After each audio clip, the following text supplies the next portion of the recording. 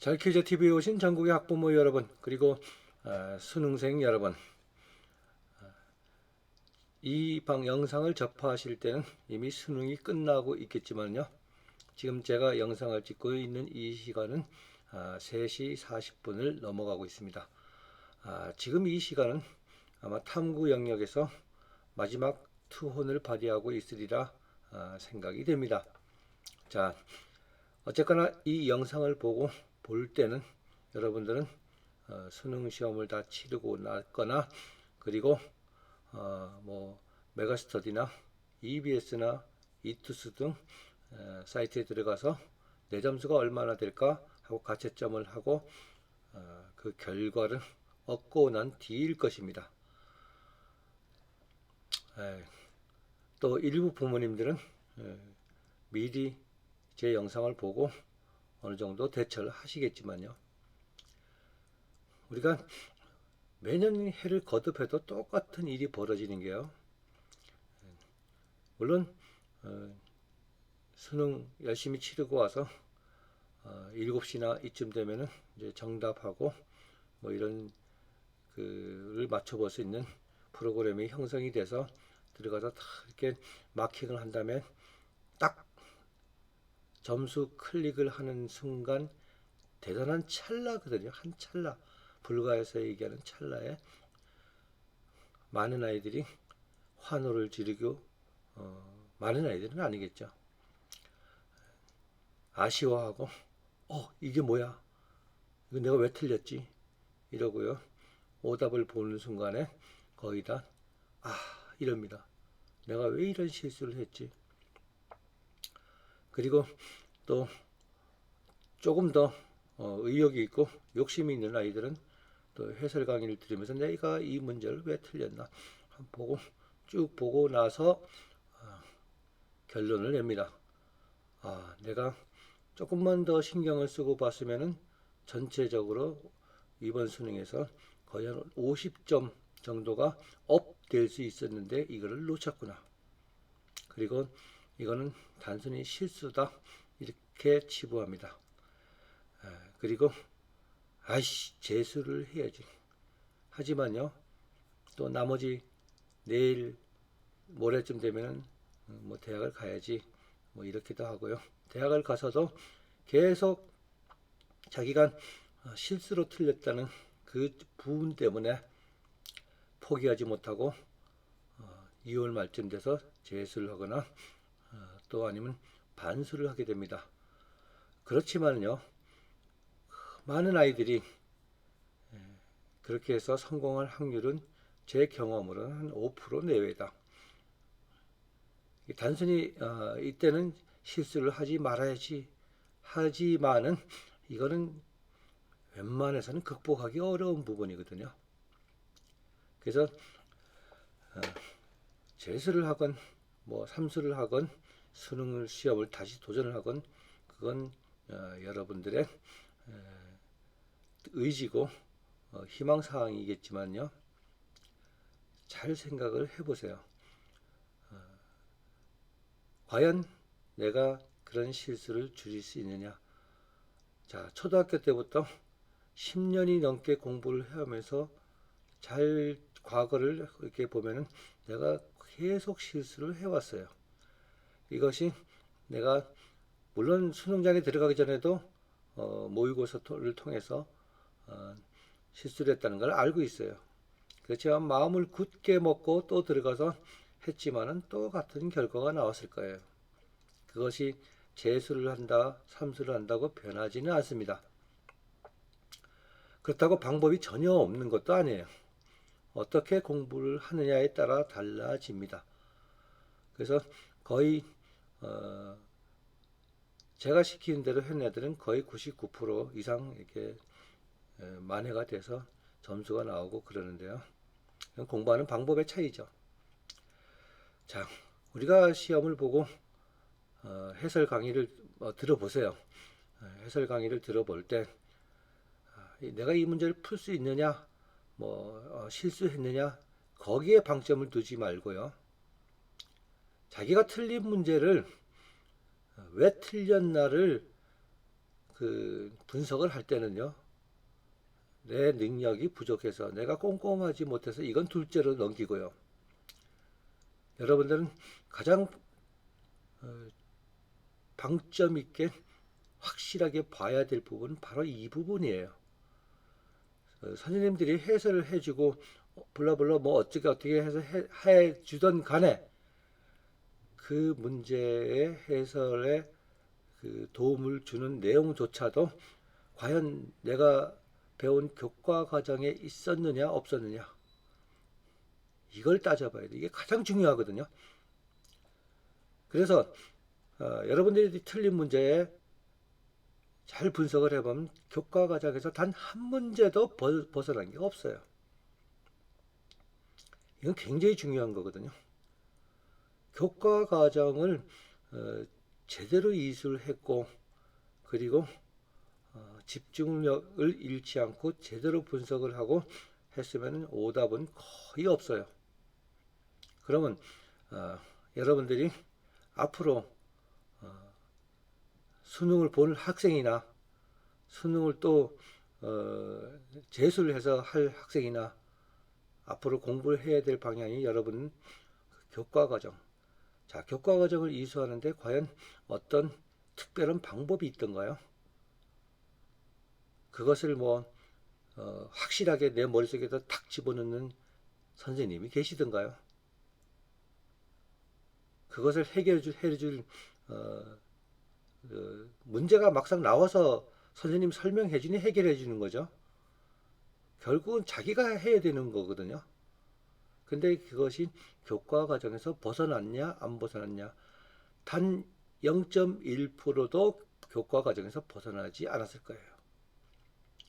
그러면 여러분은 교과 과정을 제대로 채워놓고 머리에 숙지하고 문제를 볼 때마다 빨리빨리 정확하게 끄집어내서 적용을 할 때 여러분은 오답을 안 냅니다.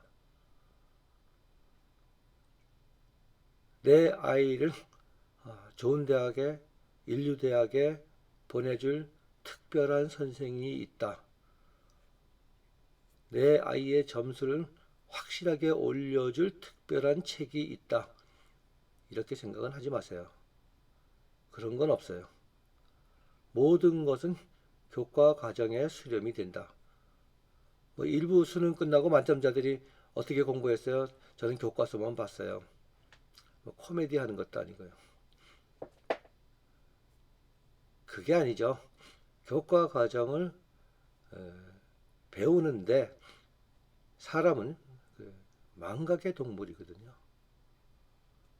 얼마나 이것을 전부 다 끌고 갈 수 있느냐에 반복하고 또 반복하고 반복하는 그 노력이 있었느냐에 따라서 달라지겠죠. 제 말이 틀렸나 한번 보세요. 공부를 조금 했던 애들은 과연 문제를 봤을 때 이게 교과 과정에 있느냐 없느냐, 있어요. 내가 시험 볼 때 그걸 끄집어내지 못해서 그런 거예요. 아이들은 반복하는 걸 싫어합니다. 싫어해요. 그리고 앞으로 내가 풀 수 없는 문제에 도전을 하고 이래. 다 좋은데요. 교과 과정에 기본을 둔 그런 공부를 했을 때 수능에서는 최고의 점수가 나옵니다. 요즘 애들은요, 과거에 10여 년 전에 애들하고 또 달라요. 그 다르다는 점의 가장 큰 것이 집중력이거든요. 그래서 지금 거의 모든 애들은 아침 8시 40분부터 오후 5시까지 읽고 분석하고 계산하고 생각하고 판단하고 하면서 맞냐 틀리냐 선지 하나하나를 검증해가면서 아침 8시 40분부터 오후 4시 반까지 집중적으로 에러 없이 끝까지 갈 수 있는 애들이 과연 몇이나 되겠느냐. 이게 굉장히 중요하거든요. 거기에다가요,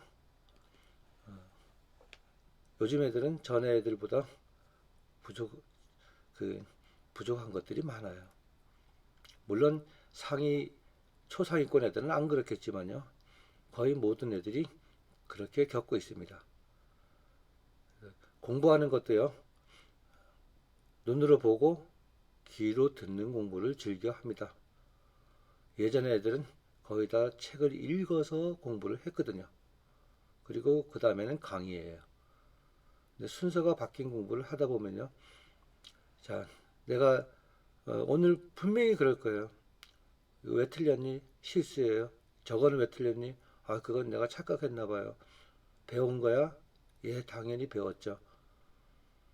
또 그 말에 또 우리 애는 실수를 해서 아쉽지만은 다시 재수를 해도 되겠구나. 하지만 제가 서두에서 말씀드렸듯이 이것은 오랜 기간 몸에 배워왔기 때문에 하루아침에 달라지지 않는다. 만약에 이 영상을 보고 있는 예비 고3 학생들은 수능 문제 며칠 후에 한번 치러보세요. 자, 방법을 가르쳐 드릴게요. 시간을 맞추어서 예를 들어 국어 한 과목을 가지고요. 시간을 맞추어서 일단 풉니다. 까만 걸로 마킹을 하면서 풉니다. 그리고 시간이 끝난 다음에 미처 못 푸는 게 있으면은 시간을 충분히 가지고 나머지 문제를 마킹할 때 빨간 걸로 마킹을 해요. 구분이 되게. 자, 그랬을 때 나중에 채점을 해가지고 시간 맞췄을 때 70점인데 시간을 충분히 가지고 했을 때는 95점 나왔다. 이랬을 때는요, 얘는 교과 과정에 빠진 게 그렇게 많지 않다. 개선해야 될 점이 뭔가 읽기 능력하고 집중력이다. 실수를 착각하는 걸 줄여야 된다. 이거는 뭐 어느 학원에 가서 배울 일이 아니죠. 그렇죠? 그렇게 가르쳐주는 선생님이 있다 그래도 그것도 웃기는 얘기고요. 이건 본인이 해결해야 될 부분이에요. 이거는 친족, 부모가 아니면은 못 고칩니다. 부모가 달라붙어서 이것을 개선을 시켜줘야 돼요. 그리고요, 또 나머지 문제 틀린 것도 잘 생각을 해보세요. 뭐 사전을 찾든 뭘 찾든 해보세요. 해결이 안 되는 부분이 없을 거예요. 수능 국어는요, 시간을만 충분히 주면 웬만큼 지식을 쌓은 애들은, 교과적인 지식을 쌓은 애들은 틀릴 문제가 한 문제도 없어요. 결국 시간과 싸움이거든요. 읽기 능력이요. 거기다 어휘력. 이것만 갖추면 뭐 수능에서 틀릴 일이 없죠. 그건 하루아침에 되는 게 아니랍니다. 꾸준히 이 영상을 보고 있는 초등학생, 중학생 부모님들은 그거는 무조건 어휘예요. 요즘 아이들한테는. 그 다음에 기술입니다. 수학도 마찬가지예요. 우리가 수학 문제를 풀 수 있냐 없냐에만 맨날 방점을 두고 공부를 해왔을 거예요. 그리고 지가 틀린 문제는 자기한테는 어려운 문제예요. 그러면 이 어려운 문제를 해결하기 위해서는 어떻게 해요? 자꾸 어려운 문제를 풀죠. 그래서 이걸 해결할 능력을 키운다고. 죄송하지만요. 뭐 킬러 문제라는 21번, 29번, 30번 문제. 죄송합니다. 한번 보세요. 해설 강의를 한번 들어보세요. 과연 여러분들이 안 배운 거나 해설 강의를 듣고 이해가 못 간다면 이거는 공부를 많이 안 한 애들이고요. 웬만한 애들은 다 알아듣습니다. 알아듣는다는 것이요. 수학적 능력이 부족했던 게 갑자기 생겨서 알아듣는 게 아니에요. 우리가 입시 수학을 해야 되는데 때로는 아이들이 경시 수학을 합니다. 이랬을 때 그 괴리가 바로 이런 점수로 나타나는 거예요. 수능 수학은요, 여태까지 수능 역사 이래 단 한 문제도 교과 과정을 벗어난 적이 없어요.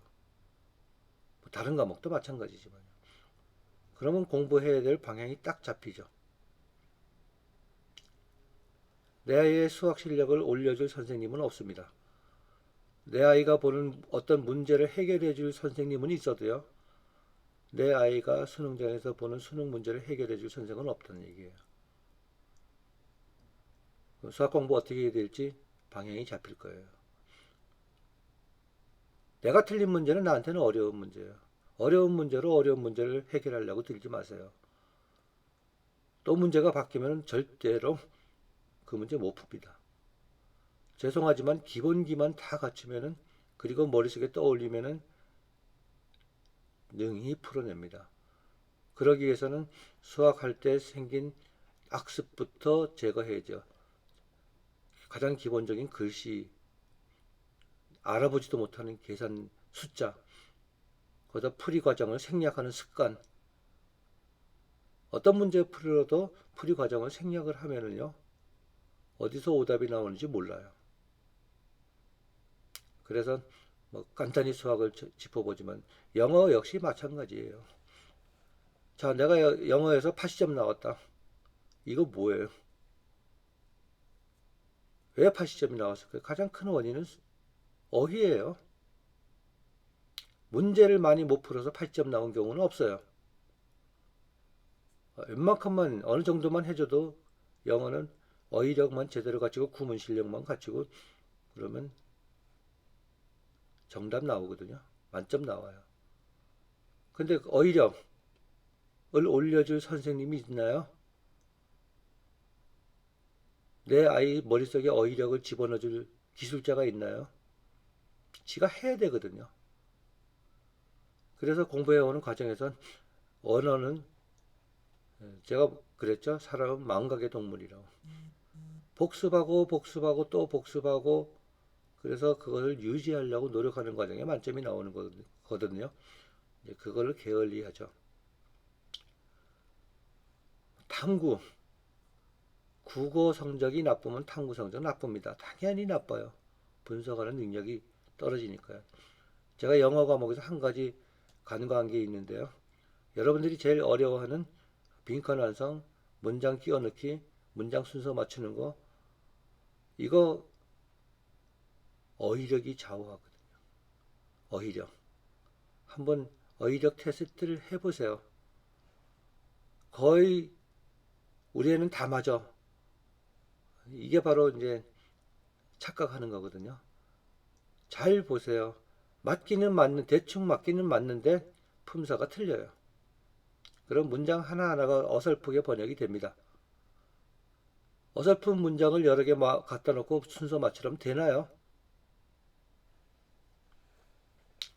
그걸 뭐 문장 순서 맞추는 강의를 들어요. 그런 강의에서 이런 얘기 하나요? 저는 수많은 아이들이 왜 오답을 내는지를 봐왔거든요. 저는 영어 선생님도 아니고 수학 선생님도 아니에요. 그래서 이런 얘기를 할 수 있어요. 자, 우리 예비 고3들이 내시 점수가 얼마 정도 될까? 뭐 선생들 많이 했잖아요. 이미 다 끝냈을걸요. 충분히 봐도 돼요. 보고 시간을 가지고 문제를 풀어보고 시간 맞춰서 풀어보고, 그 다음에 부족하면 부족한 대로 다시 풀어보고요. 다시 풀어본 문제는 별도로 계산하고요. 과연 내가 여기서 몰라서 틀리고 교과 과정에서 빠진 게 얼마나 되고 실수를 해서 틀렸나, 얼마나 틀렸나, 이런 걸 분석해 볼 때 그런 앞으로 개선해야 될 부분이, 공부를 해야 될 부분, 요즘 애들 공부를 많이 안 했다면 그거 한 만큼 점수는 올라가겠지만요, 위로 올라갈수록 더 치열하겠죠. 그죠? 더 정밀한 점수가 필요하고, 그것이 과연 어느 학원, 어느 뭐 재수학원에 가서 공부했다고 될 일인가, 잘 판단하셔야죠. 단 한 문제도 몰라서 틀린 문제가 없다. 이런 아이들은요, 앞으로 수능 공부하는데 커다란 걸 놓치고 하는 경우가 많아요. 그러면 전년도보다 안 나오죠. 다 아는 것 같지만은 사람은 망각의 동물이라는 걸 잊지 마세요. 그리고 완전히 잊어버렸으면 다시 배우면 되는데, 이게 기억의 저편에서 항상 오답을 낸 다음에 떠올라요. 그래서 아주 강력한 훈련이 필요하거든요. 그랬을 때만 성공을 합니다. 자, 말미에 제가 꼭 드리고 싶은 거는요. 우리 아이의 수능 점수를 올려줄 선생님은 이 세상에 없다. 없습니다. 최근 교과 과정을 얼마나 충실하게 했느냐 여기에 있다. 그리고 공부하는 방법에 따라서 달라진다. 이 점을 말씀드리고 싶네요. 자, 수능 끝났다고 또 점수에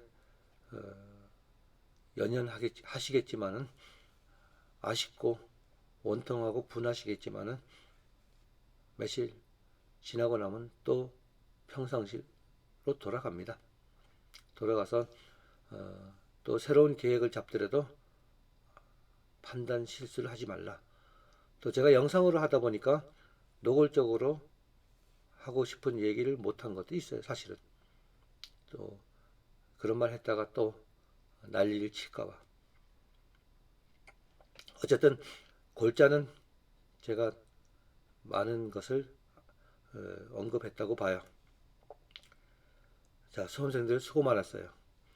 그리고 지금 예비 고3들 시간 날 때 꼭 보고 앞으로 공부해야 될 방향을 제대로 잡기 바랍니다. 이걸 한다고 뭐 따로 특수한 곳에 가서 공부해서 해결하려고 들지 마세요. 공부는 자기가 하는 것